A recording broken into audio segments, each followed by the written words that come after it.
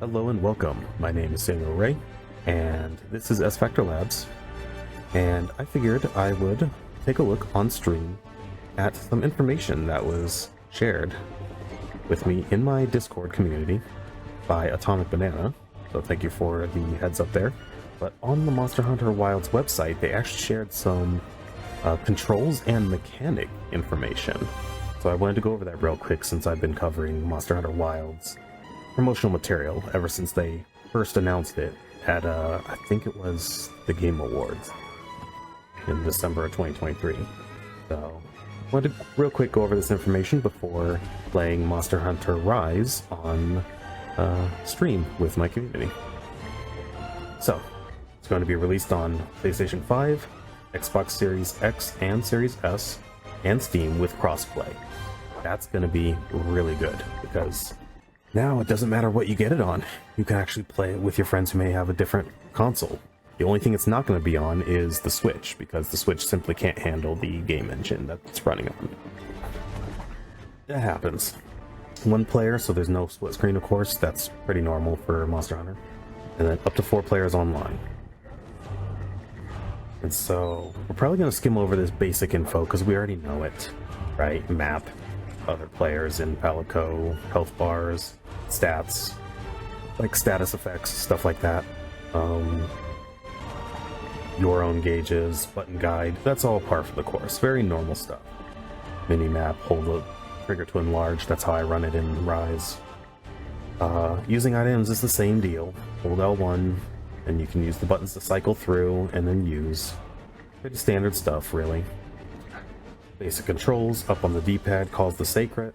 The mount says switch to auto. I do wonder what that is, like an auto pathing almost? Like automatically run forward? That would be interesting to see if that's a mechanic. That way you don't have to use the left stick to run and like claw grip it, right? Because I do that sometimes, where if I have to use the D-pad while I'm still moving, I'll end up claw gripping. So I think auto run while on the Sacred is so that then you can freely use the D-pad.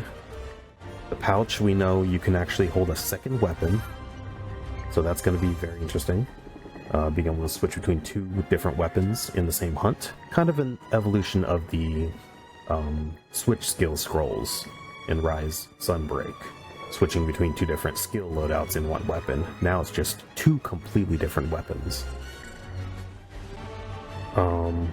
And then, although it may not be all the time, it says switch weapon Doshaguma quest only. So specific quests you can bring too. Interesting. Okay, and then here. Slow down, stop, speed up. Yeah. So you can go into a regular trot, a walk, or a run. Oh no, it almost seems like you drive it like a car. With a slow down, a speed up, and a stop. That's interesting. And then dash. Huh, that's gonna take some getting used to. The slinger. Hold down L2, so basically you aim down sights. And you can fire the hook slinger or the regular slinger. So the slinger fires items, and hook slinger grabs things and pulls them to you.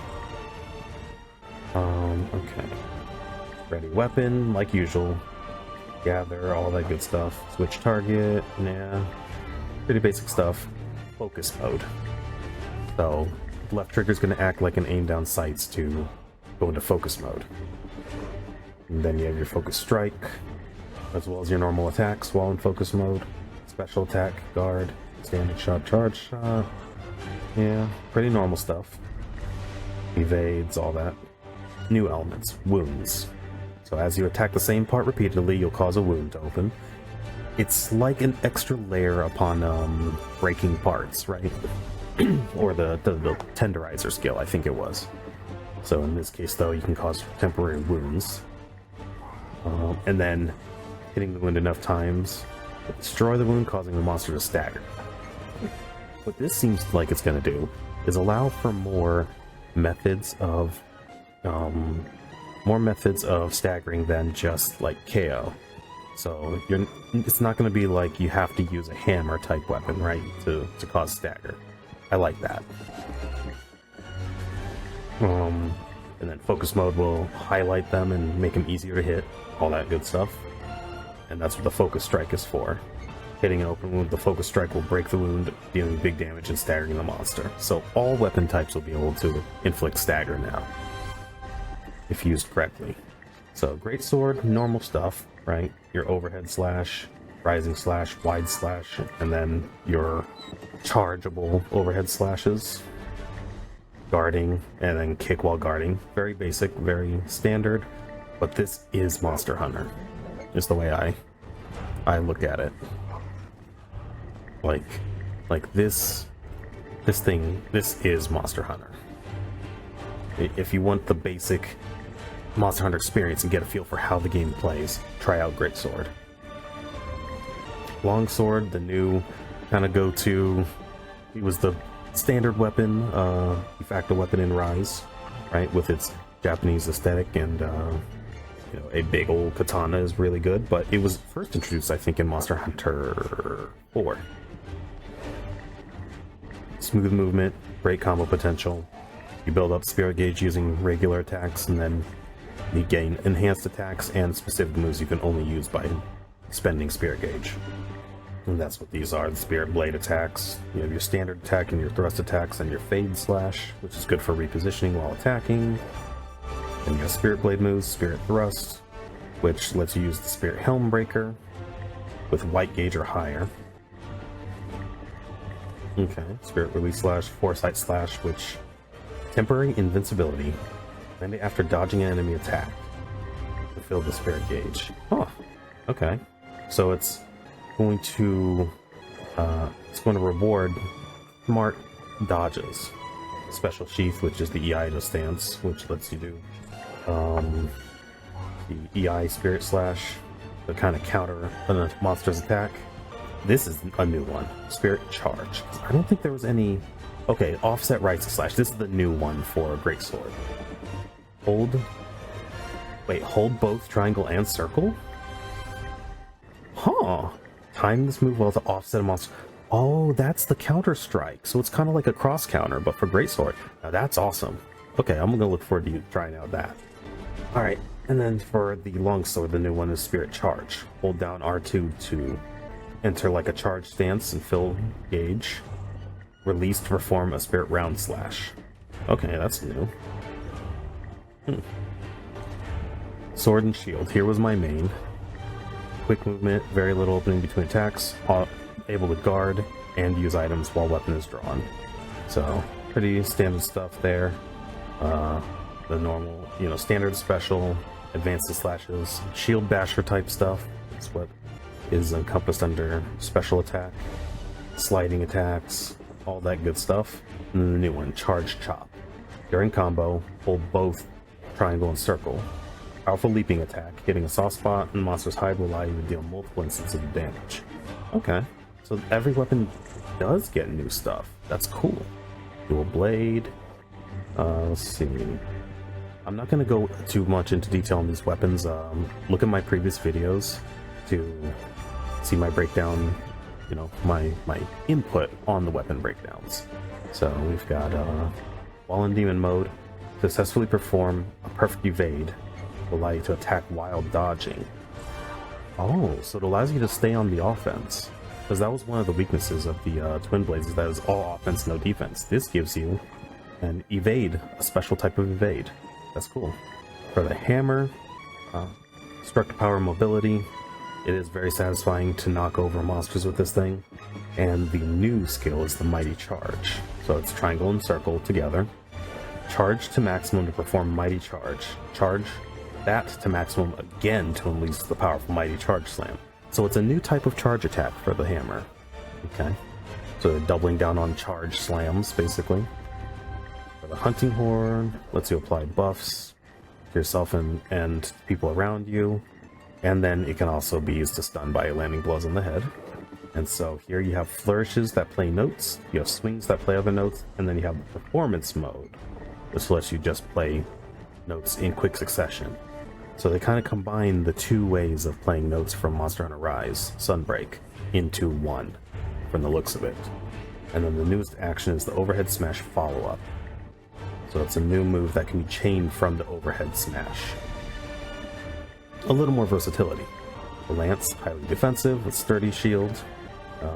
You know, poke, poke, guard, counter poke kind of stuff. And it has a new triple thrust action. Follow up mid thrust 3 with a triple thrust. Powerful 3-strike attack that can be quickly canceled into a guard. So they're making it easier for you to transition from attacking into guarding. That we can stay in the monster's face. Gun lance. More offensive power than the lance. Good guarding capabilities. Not as good as the regular lance, of course. And then its newest one is the Worm Strike Full Blast. So after you do a wide sweep, then you can do this. And there's 2 variants, a regular Full Blast and a multi Full Blast. Consumes all shells that you loaded. And the worm stake shot. Okay, okay. Oh, there it is. It's an ammo required to use Worm Strike. Worm Stake cannon? Worm Stake, not Worm Strike. Whoops. And then you have to reload to get it back. Okay. Switch Axe. Size original main weapon. Axe mode for range, sword mode for speed. Let's see. New action is Full Release Slash. So when you enter amped state, hold R2 and press triangle and circle. That's a common thing. Seems like a lot of the new skills are triangle and circle together. Powerful attack only usable in sword mode and amped state. You can also combo into this with R2 after an element discharge. Huh. So, because if I remember correctly, axe mode is when you had like the big attack. So they gave a big attack to sword mode. Charge blade. This is the one where you're like building up files and then releasing them in discharge attacks. It's a little more complicated version of the switch axe essentially. And it has an attack that morphs the weapon mid-attack. And the new skill is Focus Double Slash. Slashing attack effective against wounds can be performed from either sword mode or axe mode. Hitting a wound will put you into power axe mode. So they've added another layer to the charge blade. Okay. But its only new thing is in focus mode. That's interesting. So it's exclusive to focus mode. The Focus Double Slash. Not something that they added to its universal use. That's interesting. Insect Glaive. This one's got more aerial mobility with the vaulting attack and then the little insects for grabbing buffs off of the monsters.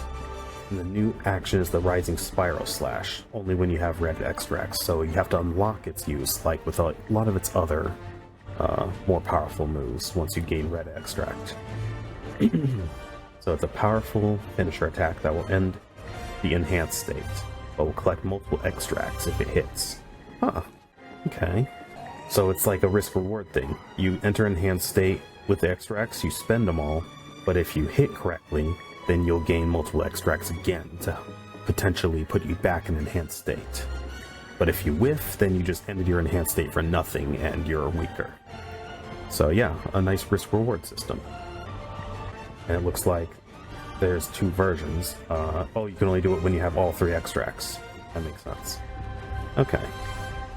So yeah, spend it all in one powerful attack, and then if you land it correctly, use it skillfully, then you may potentially be able to go back into enhanced state, depending on what parts of the monster you hit. So if you aim it right and use it with right timing, you could go right back into all 3 extract enhanced state. Light bowgun, the mobile gun weapon. So mode switch into rapid fire mode, which uses up this gauge, and the new action is the chaser shot. Powerful attack that hits harder than normal and charges the rapid fire gauge faster. Also, after you shoot, then you can fire a chaser shot, so it's like 2 shots, and 1-2, and you have to time it right. And it fills your rapid fire mode, that then allows you to just go full auto, essentially. Cool. So they made the light bowgun more of an active weapon, something you have to play with a little bit more skill and intention. That's good, that's good. Heavy bowgun, more powerful ammo, but low mobility. And you switch between standard and ignition mode, which, let's see, gives you special ammo that you can use. Okay. Wyvern Heart Ignition and Wyvern Counter Ignition. And then Wyvern Counter Ignition is the new skill. So during ignition mode, pressing triangle, a close range attack with an offset effect. Also, it's like a counter. You see a monster attacking you while you're up close, you hit this, and you're gonna interrupt their attack. Okay. And you can hold it to increase its power, so charge it for a bigger burst. That's an interesting thing, because since you're slow, you know, you're fighting a very mobile monster, it can get in your face, but you can anticipate that and use the ignition, Wyvern Counter Ignition, to counter their attack, instead of dodging, or sheathing your weapon to be able to sprint. Alright, the bow, which looks really fun. Look at one of my previous videos, it actually looks more fun than any of the other ranged weapons in my opinion. And I love what they did with it in this game. Particularly because this new one, the Tracer. So you ready the Tracer, and if you land it, then arrows that it sticks into the monster, and arrows that you shoot home in on the Tracer until after enough of your arrows hit the Tracer, it explodes and does extra damage, and potentially can stagger. It looks fun. Like, landing those Tracers and then having homing arrow shots, it just seems cool. Like, honestly, it just looks really cool. And that's it.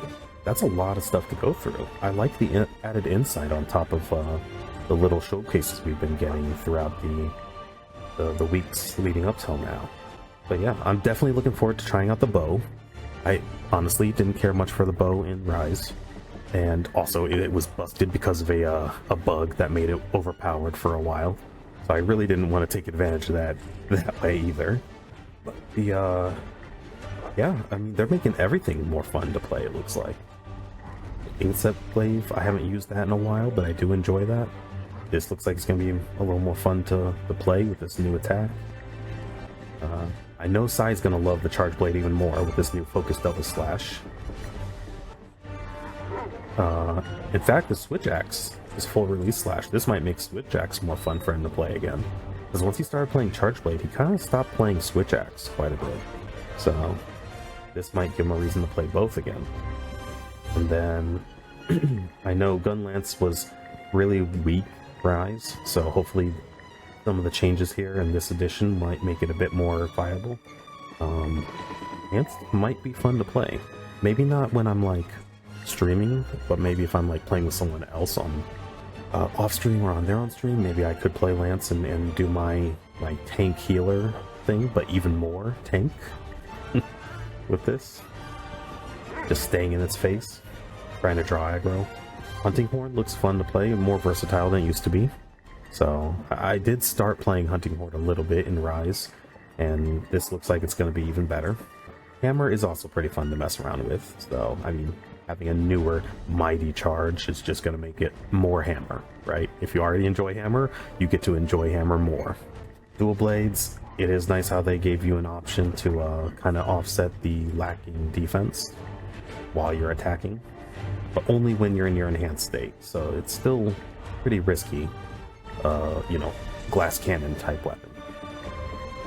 And then my Sword and Shield, I mean, honestly, this Charge Chop, it looks okay, you know, hitting a soft spot while I deal multiple hits, it's alright, you know.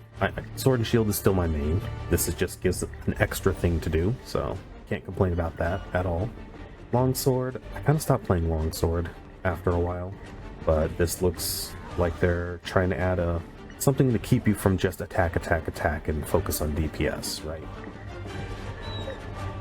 And that's damage per second for anyone who's not initiated on that terminology. And then Greatsword, I mean, Offset Rising Slash looks great. To be able to time a Rising Slash, because Rising Slash is normally pretty useless, I've found.